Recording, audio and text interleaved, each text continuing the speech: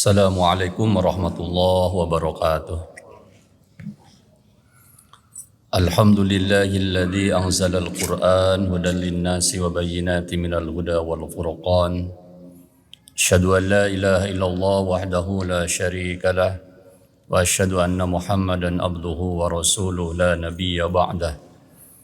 Allahumma fassalli wa sallim ala sayyidina Muhammad wa ala ali Muhammad كما صليت على إبراهيم وعلى آل إبراهيم في العالمين إنك حميد مجيد.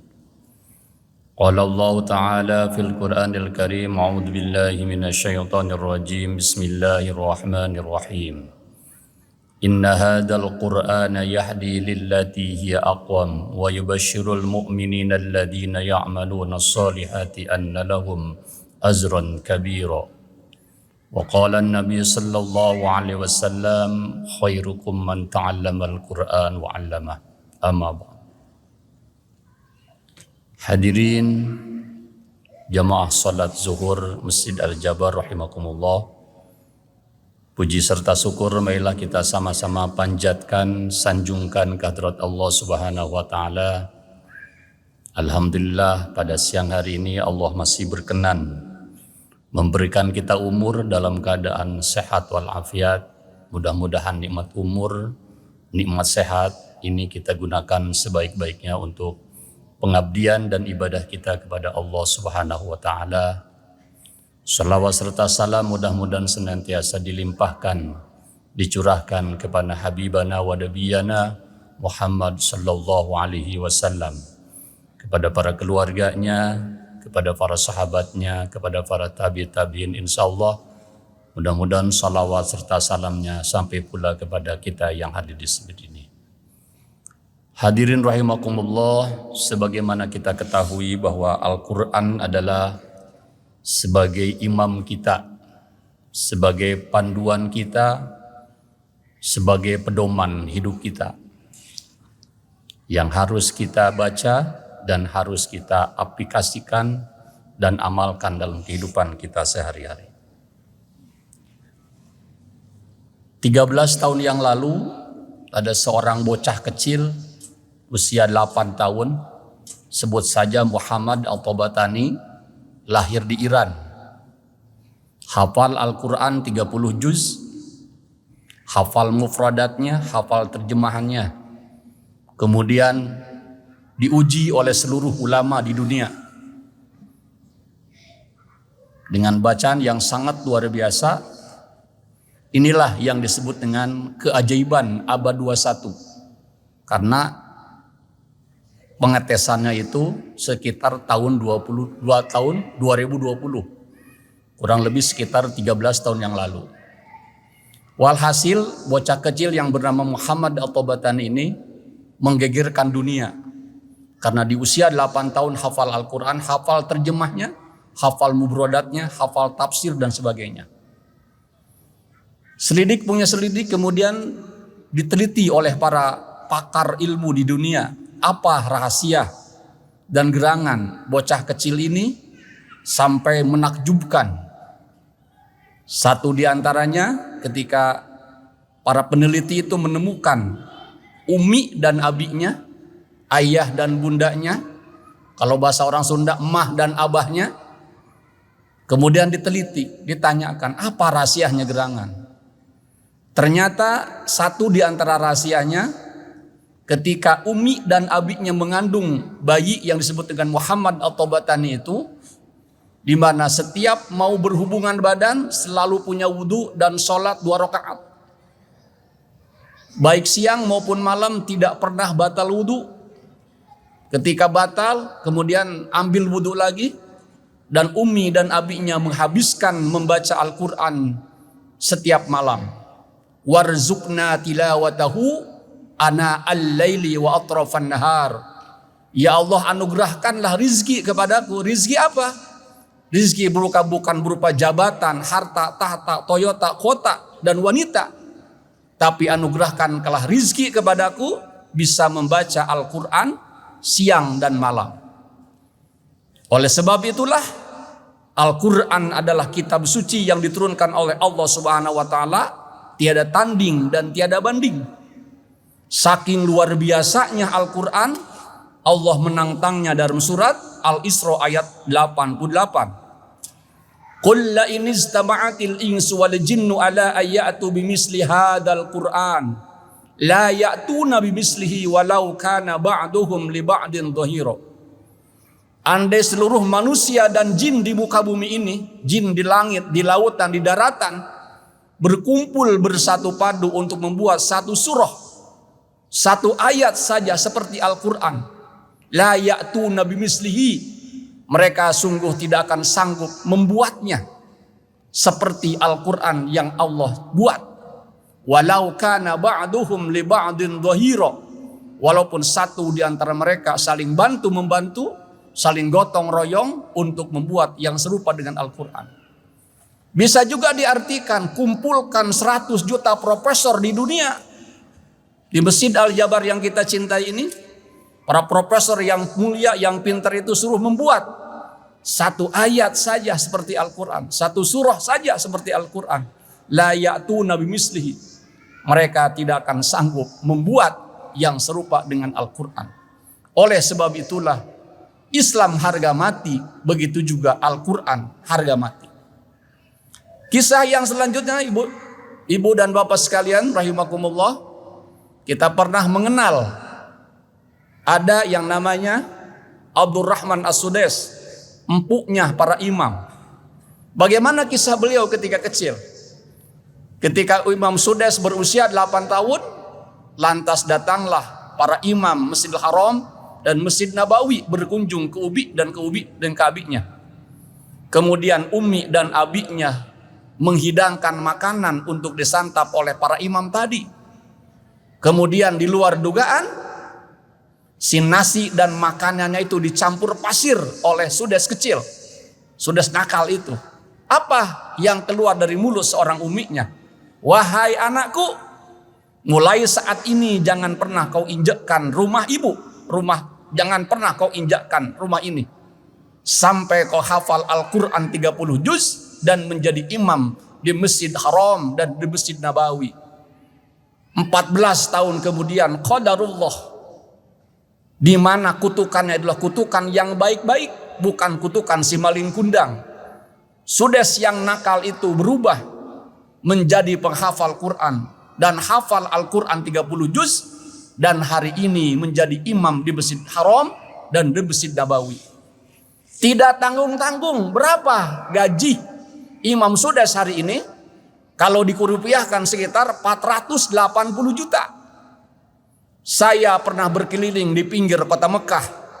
Imam Sudais dengan hafalan Al-Qur'annya itu telah membangun 5 masjid megah dari gajinya sendiri. Dan gajinya sendiri itu adalah SK dari apa? Dari Raja Abdullah, dari Raja Salman bin Abdullah. Karena gaji seorang imam Masjid Nabawi dan Masjid Haram lebih besar daripada gaji menteri yang ada di Indonesia, bahkan lebih tinggi daripada gaji presiden sekalipun di Indonesia. Begitulah kemuliaan Al-Quranul Karim. Oleh sebab itulah kita ucapan apresiasi yang setinggi-tingginya bagi ayah bunya yang telah menitipkan anaknya di pondok pesantren tahfiz Quran maupun non tahfiz Quran. Karena suatu saat nanti mereka putra putri kita yang tercinta itulah yang akan memasangkan mahkota kehormatan yang terbuat dari intan berlian pada hari kiamat nanti. Oleh sebab itulah Al-Quran harga mati yang harus kita aplikasikan. Saya punya program Dugem, hadirin rahimakumullah. Dugem, dunia gemar mengaji. Kita mengajak Polri mengaji, TNI mengaji, PNS mengaji, preman mengaji. Mengaji. Mari kita ngaji sebelum diajikan. Mari kita sholat sebelum disolatkan. Masih belum yakin dengan Al-Quran, saya masih punya satu cerita lagi. Di mana mendiang Presiden B.J. Habibie adalah manusia yang paling pintar se-Asia Tenggara pada waktu itu. Beliau lahir di Kabupaten Pare, Sulawesi. Kuliah di ITB semester 1, lensot semester 3. Semester 3 loncat semester 5, semester 5 loncat semester 7. Saking pinternya Habibie. Bereslah kuliah Habibie di ITB, lalu terbang ke Jerman, meneruskan S2, dan S3 di Jerman. Begitu beliau mengikuti perkuliahan, mengikuti UTS, ujian tengah semester, dan mengikuti UAS, ujian akhir semester. Ketika diumumkan oleh kampusnya, ternyata B.J. Habibie menjadi ranking ketiga. Ranking pertamanya seorang Yahudi laki-laki, ranking keduanya seorang Yahudi perempuan. Lalu diam-diam Habibie mendatangi orang-orang Yahudi yang pintar itu. Apa gerangan rahasia kamu bisa menjadi juara umum di kampus ini? Ada deh. 2 kali bertanya tidak dijawab. Ada rahasia aku ini. Ketiga kali sampai keempat kali Habibie mendatangi 2 Yahudi tadi. Laki-laki yang juara 1 dan perempuan yang juara 2. Dua-duanya Yahudi. Apa rahasia kamu bisa jadi juara di kampus ini? Sini Rudi, kalau kamu ingin tahu, setiap jam 2, jam 3 malam aku bangun dan aku membersihkan badan dan aku mandi. Setelah mandi aku pakai pakaian-pakaian yang paling bagus.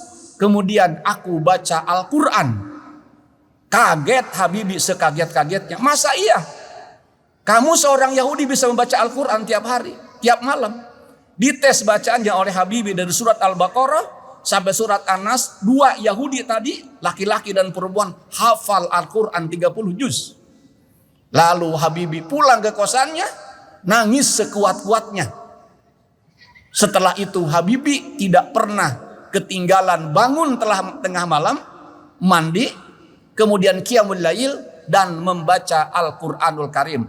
Semester berikutnya Habibie menyalip 2 Yahudi tadi yang juara 1, juara 2 itu dikalahkan oleh Habibie, dan Habibie menjadi satu-satunya manusia yang paling pintar di kampus Monash Jerman itu. Hadirin rahimakumullah, hasil penelitian para ilmuwan dunia ternyata siapapun yang membaca Al-Quran, hatta orang ateis dan kafir sekalipun, ketika mau berinteraksi dengan Al-Quran tadi, warzuqna tilawatahu ana al-laili wa atrafan nahar, punya efek, dapat mudah mempelajari mata kuliah apapun, pelajaran apapun yang diajarkan oleh para guru, oleh para dosen di kampus ini. Oleh sebab itulah Allah telah memilih kita sebagai umat Islam, di mana satu umat Islam itu dibandingkan dengan memiliki emas sepenuh bumi pun harganya masih lebih tinggi harga sebagai seorang muslim. Salah satu firman Allah Subhanahu wa taala dalam surah Al-Imran 91. Innal ladzina kafaru wa matu wa hum kuffarun fala yuqbala min ahadihim mil'ul ardi dhahaban wa law iftada bih ulaika lahum adzabun alim wa ma lahum min nasirin. Sesungguhnya orang-orang kafir dan mati tetap dalam keadaan kekafiran. Fala yuqbala, maka tidak akan diterimanya tebusan dari mereka mil'ul ardi dhahaban wa law iftada bih, walaupun mereka menebusnya dengan emas sepenuh bumi. Lahum adzabun alim wa ma lahum min nasirin. Bagi orang-orang kafir azab Allah yang sangat pedih, wa ma lahum min nasirin. Itulah Al-Quran harga mati dan Islam harga mati, karena kehebatannya, kemahalannya tiada tanding, tiada banding. Bagaimana mantan-mantan raja yang mati dalam keadaan kafir, mantan-mantan presiden mati dalam kafir sebagai penguasa dunia ini, dan ingin mengajukan proposal kepada Allah agar dibebaskan dari siksa api neraka, dan sebagai tebusannya ingin menyumbangkan dan mensedekahkan emas sepenuh bumi. Kata Allah, tidak. Lahum adzabun alim wa ma lahum min nasirin. Bagi orang-orang kafir azab Allah yang sangat pedih, wa ma lahum min nasirin. Oleh sebab itulah betapa indahnya Al-Quran. Ya. Sampai-sampai Profesor Dr. Kiai Haji Abu Aiman Sayho Muhammad SI, beliau adalah alumni Ummul Qura Mekah dan pencatat para imam masjid se-Indonesia. Satu diantaranya adalah Mustafa Yakub. Siapa Mustafa Yakub? Adalah imam Masjid Istiqlal Jakarta. Ada 40 hadis tentang keutamaan Al-Quran. Saking inginnya mengajak umat Islam sebanyak-banyaknya, 40 hadis itu didendangkan dalam bentuk qasidah Fadailul Quran. Yang 2 menit akan saya simulasikan. Satu di antaranya misalkan ada irama Salatullahi wa salam ala man uhiyal Quran. Salatullahi wa salam ala man uhiyal Quran wa ahli baitihil kiram wa sahbihi dhawil Quran wa ahli baitihil kiram wa sahbihi dhawil Quran. Dengarkanlah kata Nabi, perintahnya kita turuti, sebaik-baik seorang abdi belajar mengajar kita bersuci. Jika Anda akan membaca ayat Quran, kapan saja baca ta'awuz terlebih dulu. Jangan biarkan itu berlalu. Bacalah selalu bismillah jika dari awal surah, selain surah Bara'ah, karena tak ada sunnah. Bacalah Quran dengan tartil, bacanya pelan sambil bermikir. Akan datang malaikat Jibril membawa rahmat bagi pezikir. Segitu dulu aja, masih panjang ya. Nanti Bapak takut cangkel. Kalau diteruskan itu adalah Ustadz rangkuman dari 40 hadis tentang keutamaan Al-Quran. Dengan ilmu hidup menjadi mudah, dengan iman hidup menjadi terarah, dengan seni hidup menjadi indah. Jadi indah kalau didendangkan. Ya. Barangkali itu aja, ikan gabus, ikan sepat, ikan lele lebih bagus cepat dan tidak bertele-tele, ya. Mudah-mudahan yang hadir di sini saya doakan keluarga-keluarga ahlullah fid dunya alladzina yaqra'unal Qur'an. Ketahuilah kata Nabi, wahai Abu Hurairah, sesungguhnya Allah memiliki keluarga di muka bumi ini. Ya Rasulullah, apa yang disebut dengan keluarga Allah di muka bumi? Ahlullah fid dunya alladzina yaqra'unal Qur'an. Keluarga Allah di muka bumi adalah orang-orang yang gemar membaca Al-Qur'anul Karim. Kulit kita semakin hari semakin tua, mudah-mudahan kita ikuti dengan akhlak kita semakin mulia. Mudah-mudahan kita diwafatkan oleh Allah Subhanahu wa taala dalam keadaan wafat husnul khotimah. Sekian dan demikian, mohon maaf atas segala kekurangan dan kehilafan. Wallahu a'lam bishawab. Assalamualaikum warahmatullahi wabarakatuh.